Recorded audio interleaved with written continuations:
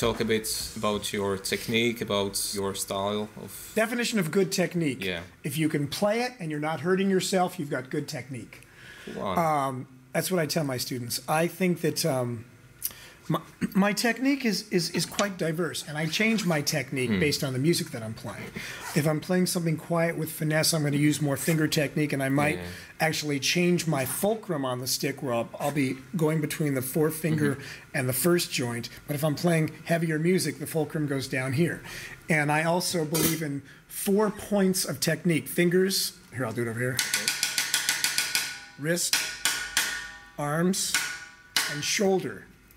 So when I'm playing these big venues, I do a lot of, I play as big as the energy as I think the music commands. And when I'm playing with somebody like Pink, because Pink is an amazing performer, and she works hard and she plays hard. And when she's on stage, I want to give it for her and for the fans and for the band. I give it 150% every single night. So I end up playing so big because she jumps on the riser and she smashes the cymbals herself. She comes on, I give her a stick, and she smashes the cymbals so hard that she's actually broken the joint on the cymbal stand from hitting the cymbals so hard. And I gave it to her after the gig, and she was so proud. So, if I was, playing like this, it wouldn't work. It's more like...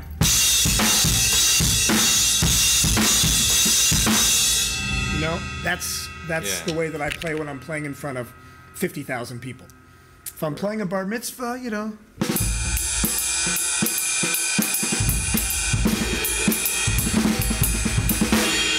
might do that. So, technique changes with the music. Yeah. If I'm playing swing, I can't play match grip. It just doesn't work. It's like, ugh. But if I'm playing anything with a backbeat or Latin, I must use match grip because that's what feels right. Cool. Are you self-educated, or you both? Attended? I'm self-educated and I'm educated. I've studied, when I studied cello, that's how I learned how to read music. And my godfather would give me a little drum lesson afterwards, but I kind of figured out that the music was the same. And I took a few drum lessons when I was a kid, then a few more when I was a teenager. And then when I was about 17 or 18, I started studying with a master teacher, Freddie Gruber, the guy that teaches Steve Smith and Dave Weckl and Neil Peart. And I studied with Freddie, and I learned a lot from Freddie. And I was also started teaching when I was 19. So I consider myself kind of a street player, but I took enough lessons and studied enough technique to have some input from some really wonderful teachers. But I think I always say that I've learned the most from playing in bands. I grew up playing in bands. I played in my first band when I was 9. The night of my bar mitzvah, I had my first professional gig. I wasn't even 13, I was still 12. By the time I was 14, I started playing and making money professionally on the weekends. And by the time I was 16, I was playing all kinds of professional gigs. So I've always played in bands, and I've always been the one to record my bands. With my bar mitzvah money, I bought a 4-track tape recorder when I was back in the days of analog tape. And I worked in studios, and I was a second engineer and a first engineer. And so now I have my own studio with my partners, Eric and Julian, and I do a lot of producing. And the reason why I did my DVD is because the music industry has changed. There are very few big studios left. And almost every session drummer that I know, be it Abel Boreal or Kenny Aronoff or Vinny, or Greg Bissonette, or Russ Miller, or JR, everybody's got their own studio. And I often have students and people in my seminars asking me about being a session musician. And I've been doing these recording seminars in my studio and at other studios, explaining to people that you can do it on your own, and showing them how to do it and how I do my system of charting, because people send me MP3s over the internet, and I play to their drum tracks. And I'm doing this all over the world. I'm playing on all these records and singer-songwriters, because if you need to hire a studio, it's $500 or $600 a day. An engineer is at least $500 a day. So before you've played a note, it's $1,000. Whereas if you get a computer, some mic pre's, some mics, and buy my DVD, you can learn how to do it yourself. Cool. And as a result of the DVD, now I'm also getting called by a lot of other musicians, but not called, we'll call and email, because now people want me to play on their tracks. So it's a wonderful thing. So because it's a self-generated music industry now. The record companies won't even sign any bands that don't have their own following, that haven't already sold CDs, that don't have video. So you need to do it yourself.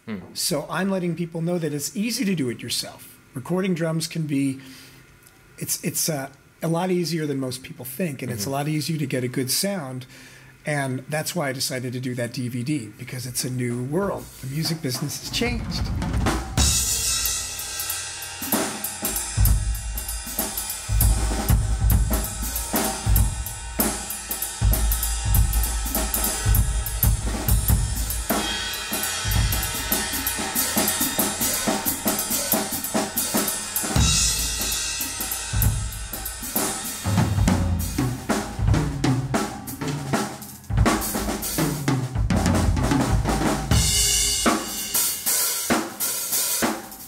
Usually people have programmed some sort of drum pattern, because that's what they do.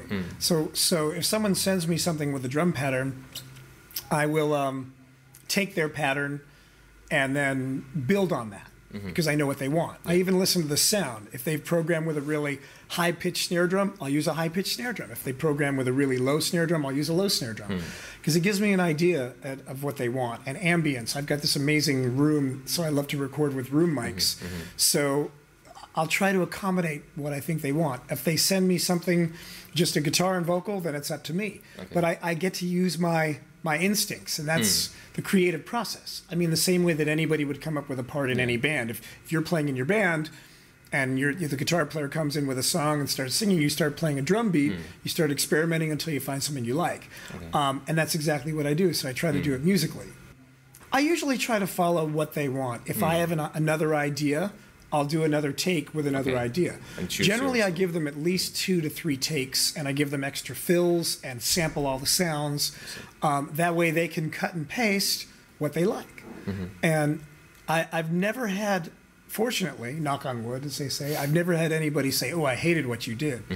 Usually people are amazed, because when non-drummers program drums, they don't think like a drummer. So they may program something and it may be pretty close, but then I come in with my parts and they go, oh, I wouldn't have thought, oh, that's great. And everybody always gets really excited, because it's just having a drummer's touch. And I've had even people that have come to my seminars and people that have been my students that are now recording drum tracks for people, and they're so grateful. It's like, wow, I can do this. And you know, you can charge whatever you like, because you know, if you want to do a track for $50, you can do a track for $50, because it's your time. You know, sometimes I do tracks for free. For my friends, I do tracks for free.